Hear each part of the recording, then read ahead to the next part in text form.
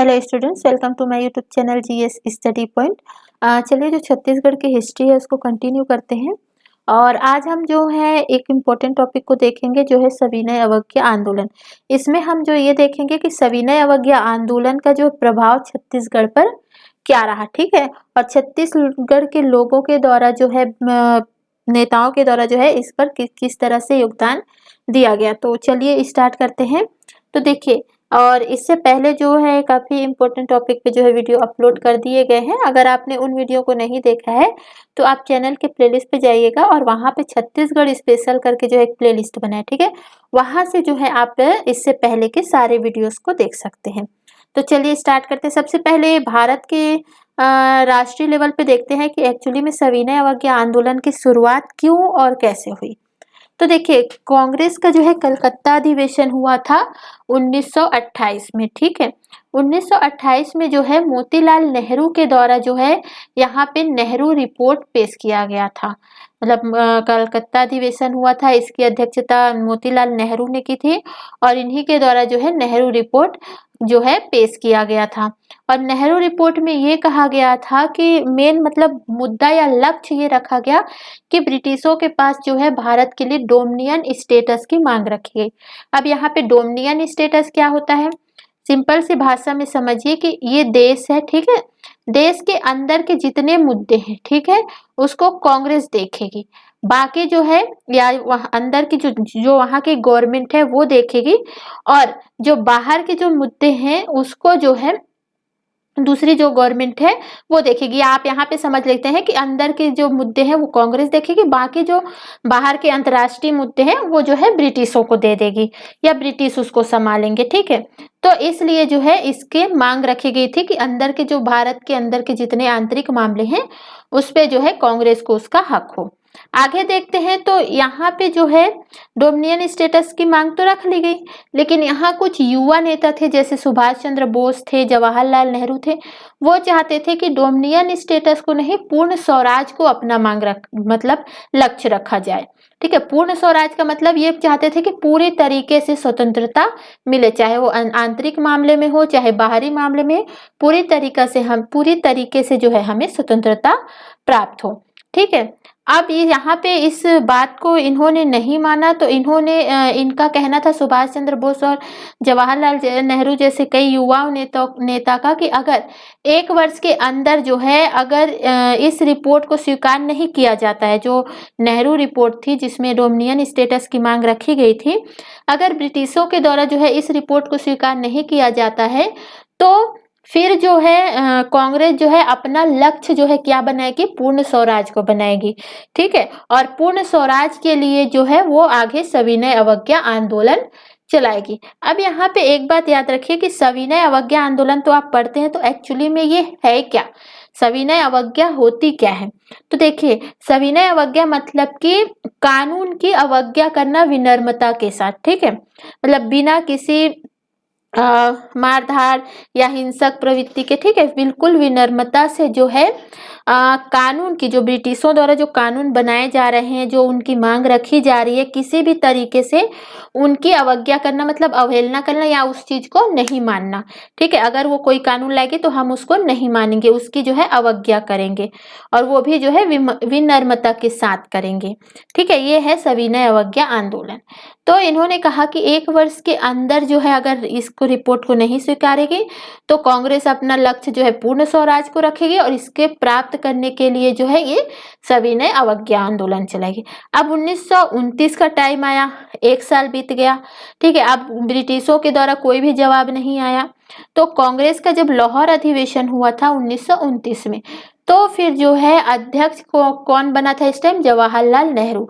और इनकी तो एक ही मंशा थी कि पूर्ण स्वराज प्राप्त करना है, तो उन्होंने इसमें जो है पूर्ण स्वराज के प्रस्ताव को पारित कर दिया गया। और यहाँ पे एक खुशी मनाई गई 26 क्योंकि पूर्ण स्वराज के प्रस्ताव को पारित किया गया मतलब पूरी तरीके से स्वतंत्रता प्राप्त करने के लिए प्रस्ताव पारित किया गया था, इसलिए जो है 26 जनवरी को जो है इनके द्वारा स्वतंत्रता दिवस के रूप में मनाया गया था।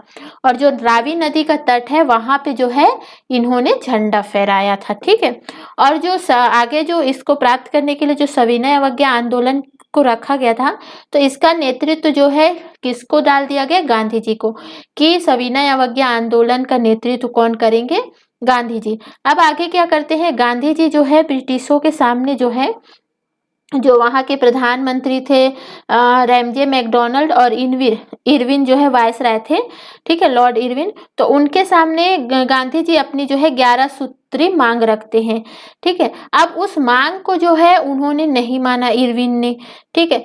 तो फिर गांधी जी ने उनको पहले ही बोल दिया था कि ये 11 सूत्री मेरी मांग है, अगर आप इसको नहीं मानेंगे तो हम जो है सविनय अवज्ञा आंदोलन स्टार्ट करेंगे। तो कोई भी उनकी तरफ से जवाब नहीं आया उनकी मांग का। फिर गांधी जी ने जो है सविनय अवज्ञा आंदोलन स्टार्ट किया, और इसके लिए उन्होंने मुद्दा बनाया नमक कानून को, ठीक है। दांडी यात्रा करेंगे और नमक कानून को मतलब जो है समुद्र के तट पे जाएंगे दांडी के, और वहां पे जो है नमक बना के नमक कानून को तोड़ेंगे, ठीक है। तो इसके लिए उन्होंने जो है 12 मार्च से 6 अप्रैल तक की जो है चुना। 12 मार्च को निकले थे, 6 अप्रैल को जो है इन्होंने दांडी पहुंचे, और वहां पे नमक बनाकर जो है सविनय अवज्ञा आंदोलन को प्रारंभ किया, ठीक है। अब जो है इसका प्रभाव जो है छत्तीसगढ़ पर भी पड़ा। तो अब हम यहाँ पे देखते हैं कि छत्तीसगढ़ पर क्या प्रभाव रहा।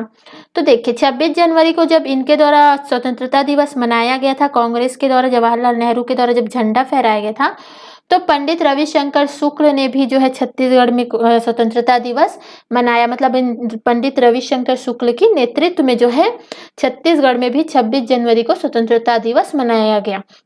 और इसके लिए जब सविनय अवज्ञा आंदोलन जब 6 अप्रैल को वहां पे स्टार्ट किया गया सविनय अवज्ञा आंदोलन को, तो छत्तीसगढ़ में जो है राष्ट्रीय सप्ताह के रूप में मनाया गया 6 अप्रैल से 13 अप्रैल को।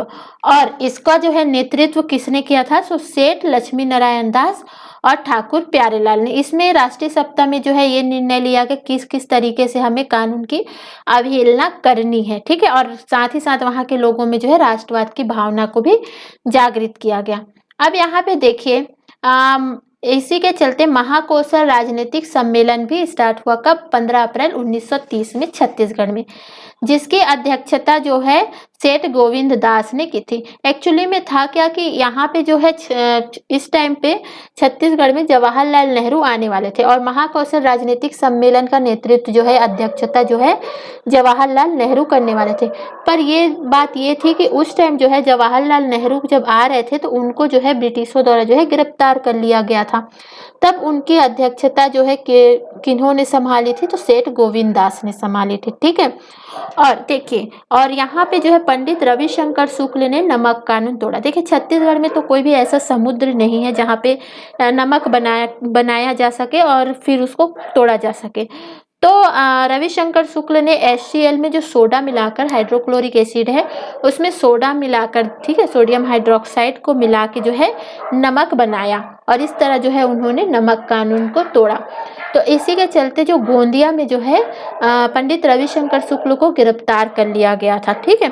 और जब गांधी इरविन समझौता होता है, आगे देखेंगे जब सविनय अवज्ञा आंदोलन का द्वितीय चरण देखेंगे, तो उसमें जो है गांधी इरविन समझौता जब होता है उस टाइम जो है रविशंकर शुक्ल को रिहा कर दिया जाता है, ठीक है। यहाँ पे देखिए एक प्रतिबंधित साहित्य था। मतलब ब्रिटिशों द्वारा जो है कुछ साहित्य होते थे जिसमें, या बुक होती थी, ठीक है, जिसमें जो है अंग्रेजों के खिलाफ बुराइयां लिखी होती थी, ठीक है, उनके जैसी दमनकारी नीति थी उनके बारे में लिखा होता था, जिसको पढ़ के जो है अन्य लोगों में जो है राष्ट्रवाद की भावना जागृत होती थी। तो ऐसे बुक पे जो है या साहित्य पे जो है प्रतिबंध लगा दिया था किनके द्वारा? अंग्रेजों के द्वारा। तो उनका सविनय अवज्ञा आंदोलन का काम क्या था कि किसी भी तरीके से जो भी कानून निकले या कोई भी बात हो उसको जो है अवहेलना करना है, मानना ही नहीं है, ठीक है। तो एक पंडित रविशंकर द्वारा लिखित एक बुक थी भारत में अंग्रेजी राज, ठीक है। तो इन पर जो है इनको जो है पठन किया गया था। भारत में अंग्रेजी राज जो है रविशंकर द्वारा लिखित बुक है, उसका पठन किया गया। मतलब उसकी मतलब ब्रिटिशों के कानून की अवहेलना करके इसकी पाठ किया गया, और ये याद रखिएगा एक प्रतिबंधित साहित्य था।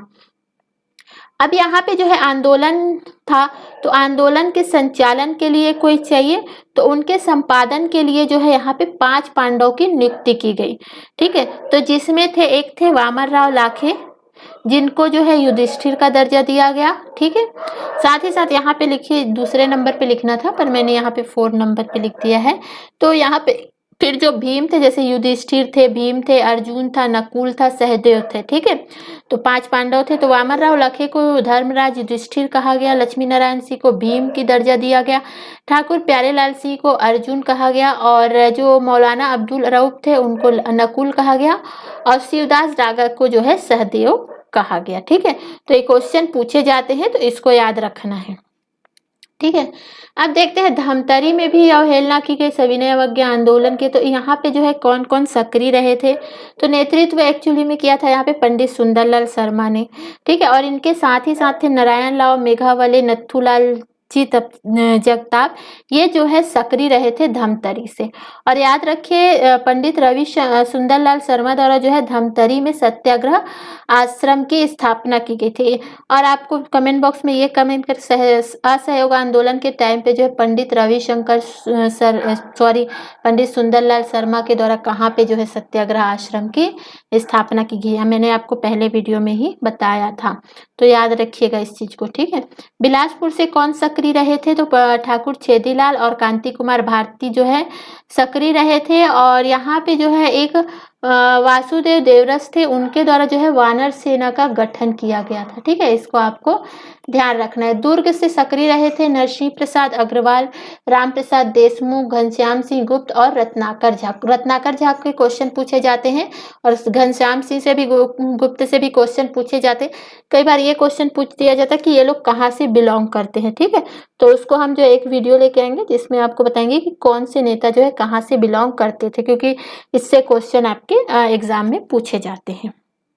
ठीक है, तो इतनी चीजों को अब याद रखना है आपको। अब आगे देखते हैं कि सविनय अवज्ञा आंदोलन का जो द्वितीय चरण स्टार्ट होता है, तो उसमें क्या होता है। देखिए, जब सविनय अवज्ञा आंदोलन चल रहा होता है, तो इस बीच जो है प्रथम गोलमेज सम्मेलन का आयोजन किया जाता है। ठीक है, अब ये क्यों होता है, तो देखिए, जब इस सविनय अवज्ञा आंदोलन प्रथम चरण में गांधी जी को जो है गिरफ्तार कर लिया जाता है। ठीक है, और प्रथम गोलमेज सम्मेलन बुलाए जाते हैं, जिसमें जो साइमन कमीशन की जो रिपोर्ट थी, ठीक है, उस पे जो है चर्चा करने के लिए प्रथम गोलमेज सम्मेलन होता है।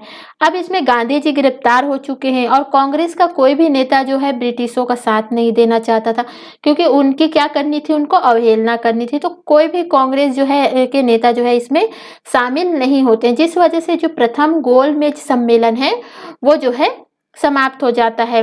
अब इसके चलते, इसकी असफलता को देखते हुए जो है ब्रिटिश जो है एक समझौता करना चाहते थे, और उनका ये मतलब ये सोच थे कि जो इस तरह के जो आंदोलन किए जा रहे हैं, ठीक है, उनको सिर्फ शांत कौन करा सकता है, तो महात्मा गांधी। ठीक है, तो उन्होंने फिर जो है महात्मा गांधी को रिहा किया और कहा कि हम जो है आपसे समझौता करने को तैयार हैं। ठीक है, तो गांधी इरविन समझौता होता है। यहाँ पे गांधी जी द्वारा कुछ मांगे रखी जाती है।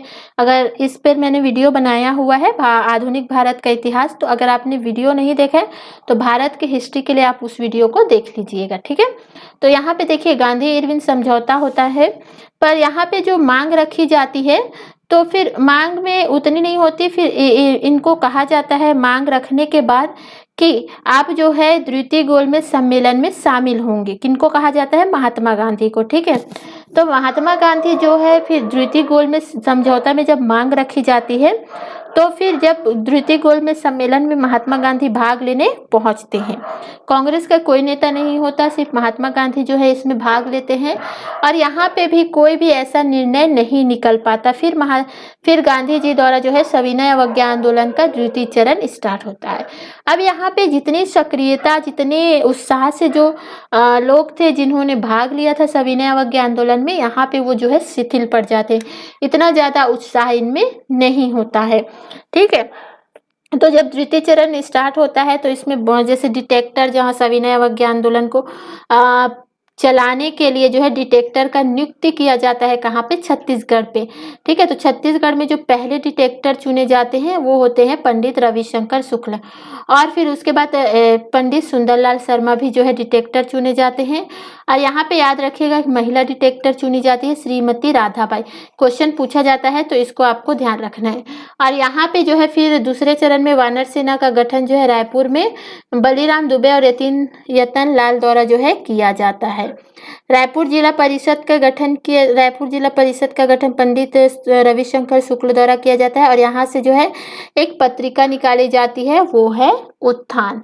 ठीक है, तो ये रहा आपका सविनय अवज्ञा आंदोलन। वीडियो पसंद आया तो वीडियो को लाइक कीजिएगा और कमेंट करके ज़रूर बताइएगा कि आपको जो है टीचिंग मेथड जो है कैसा लग रहा है। ठीक है, तो थैंक यू फॉर वॉचिंग।